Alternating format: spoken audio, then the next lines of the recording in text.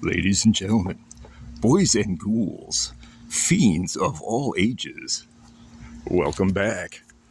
I'm your host, Anarchy Ass. We are in a very sunny and balmy Riverside, Illinois today. I got my Loteria shirt on and my skate shoes because I'm going to be doing a bit of skating in this episode to a location that is not really part of Riverside history, but it's a part of my personal history and what I've sometimes referred to as pseudo-history, in the sense that it's not really important to most people, but I guess it's important to me, and it's, I guess, important enough to where it's been somewhat mythologized about, is the word. So, say hi to Monster Board.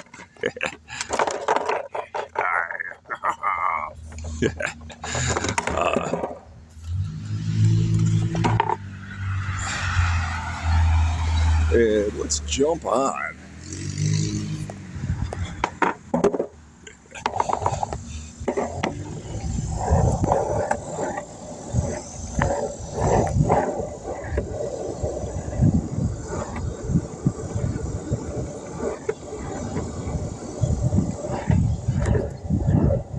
The location that I am referring to was the scene of a party in 2002, and it has since come to be known as Blackout Porch. And this is it.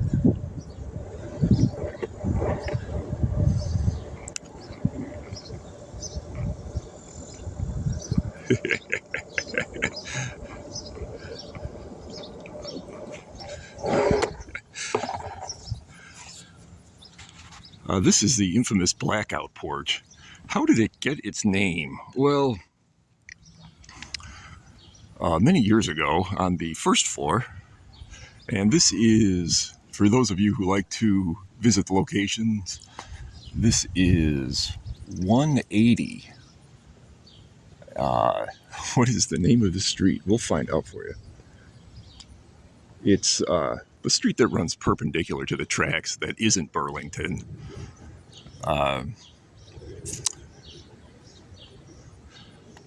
But as I was saying, first floor, many, many years ago, was occupied.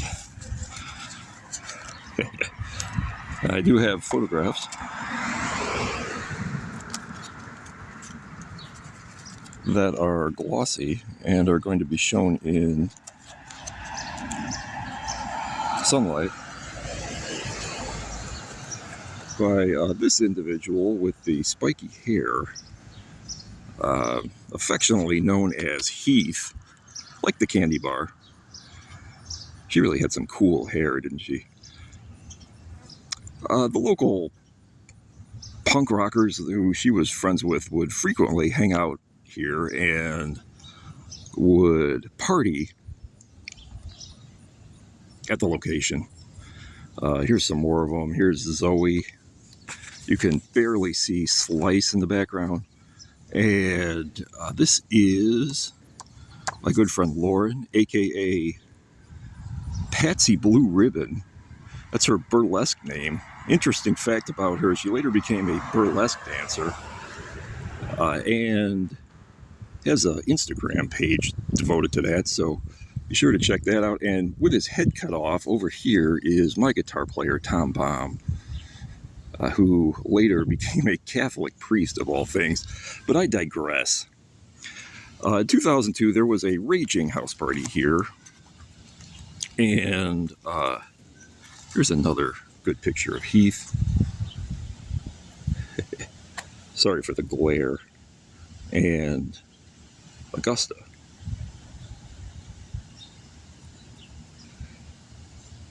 And these pictures date from that year also, so this is pretty much how they all looked. And I was invited. In fact, it was my birthday. So people really showed up en masse for myself and my band.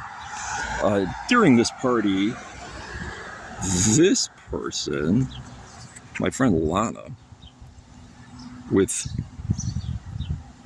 whom I arrived at the party with, decided to ingest a sizable amount of beer. One of our favorite beers back then was something called Rolling Rock, which, if you've ever seen it, it comes in a glass bottle with a horse painted on it, and they're green glass, and the label is white. So the colors of the beer are green and white, and that's going to factor into something else I'm going to tell you about momentarily. But first, getting back to the story of the Blackout Porch. Lana and I went out into the backyard, and down this driveway there was a whole bunch of punk rockers standing right about where that white car is now, drinking Rolling Rocks, when a slow-moving freight train rolled by, and unfortunately where that white fence is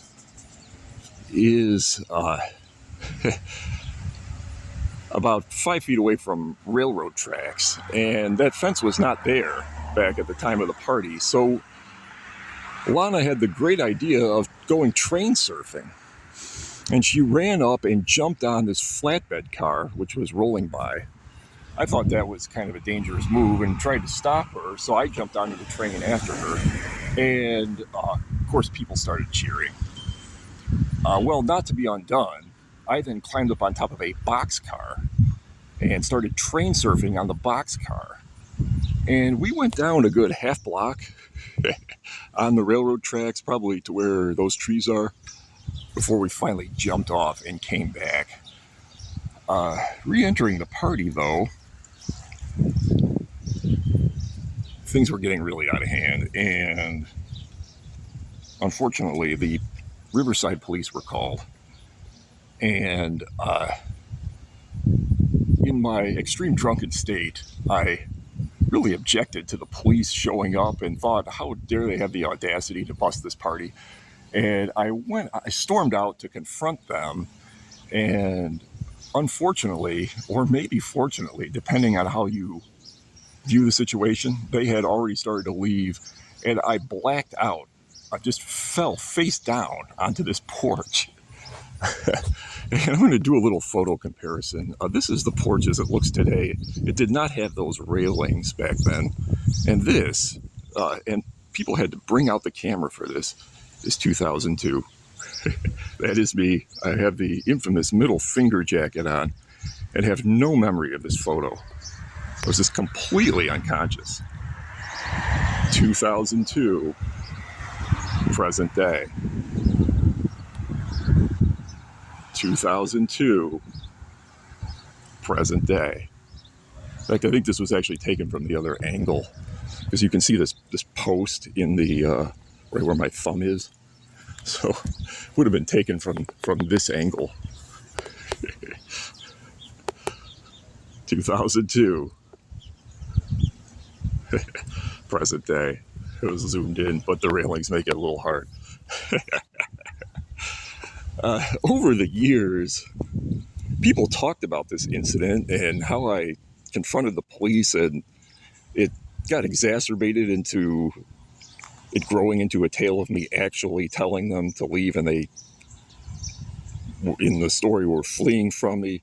It's not exactly what happened. So I wanted to kind of set the record straight with that, but also tell the story, because I'm still asked about the Blackout Porch.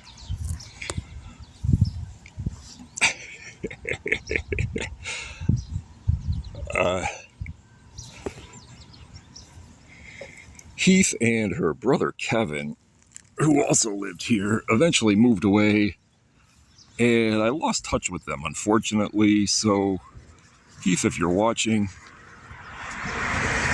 big shout out to you. And also, you can see how close this road is.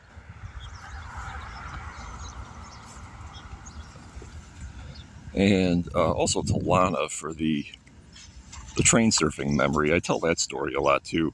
A fun addendum. In The following year, 2003, Rolling Rock Beer released stickers that you could only get if you were buying a 12-pack.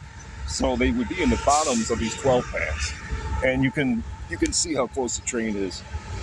There's a good shot of the train. It's literally right there. Well, these stickers were white and green, and I still have this. This is a Rolling Rock sticker from the 12-pack. You can even kind of see the imprint of the bottles into the sticker from where the bottles were sitting on top of it all those years later. And although these were only run for a short time and were kind of rare in their own right, there was an alternate sticker released that was white on green instead of green on white.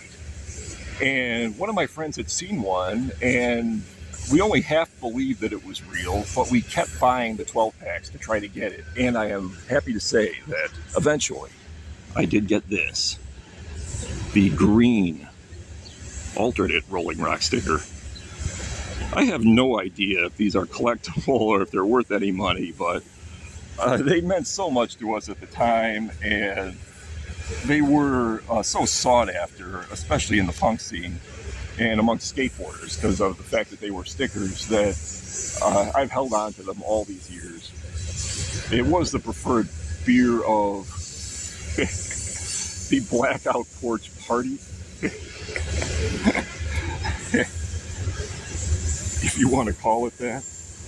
I do want to point out too that because cell phones and digital photography were not common in that era, it took a little bit of effort for them to go get an actual camera loaded with film to photograph me to get that shot. And the rest, as they say, is history. So with that little tale of punk rock past, we are now going to jump back on Monster Board and locate the address, because I'm kind of curious myself. This is adjacent to 176.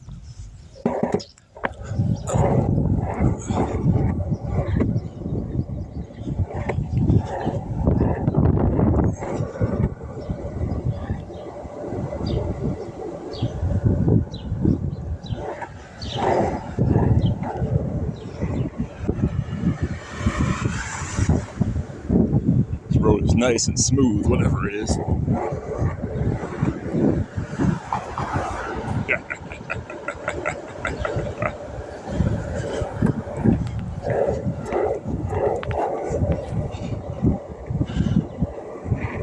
We're also going to be coming up on a building where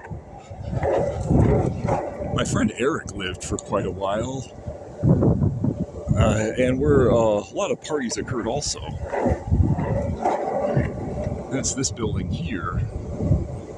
And it's on this same street. My friend Eric Lomax Olson. Shout out to him if he's watching. And here is the corner.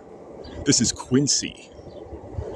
I know there is also an East Quincy in Riverside, but this is Quincy itself. Of course, there has to be a car here. Yeah, run your minivan. So, for those of you that like to go to the locations, it's Quincy Street. I think this is East Quincy. There's been a lot of misinformation also regarding Blackout Porch and its location. Sometimes people tell the story correctly, but they get the porch wrong. And I wanted to set the record straight of where it's actually located. So there's that also. As the years go by, and that was 22 summers ago and counting, people move out of the area. The original people that experienced things like this are gone. They're not here to corroborate or say what they saw. So that's always been a motivation for me with these local stories that are not written down anywhere. This is the stretch of tracks where we were train surfing. You can see this gravel area over here to the right is where we jumped off.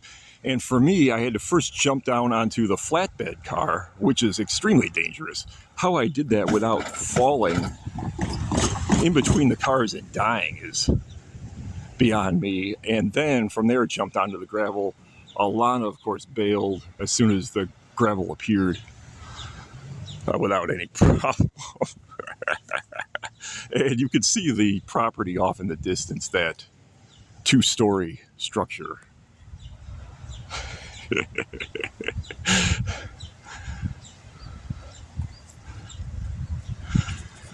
Thank you for joining me. I want to do some shout outs. Big shout out to Chuck, a viewer of the show and a really great guy who took the time to give me a thank you card and small donation. Thank you so much.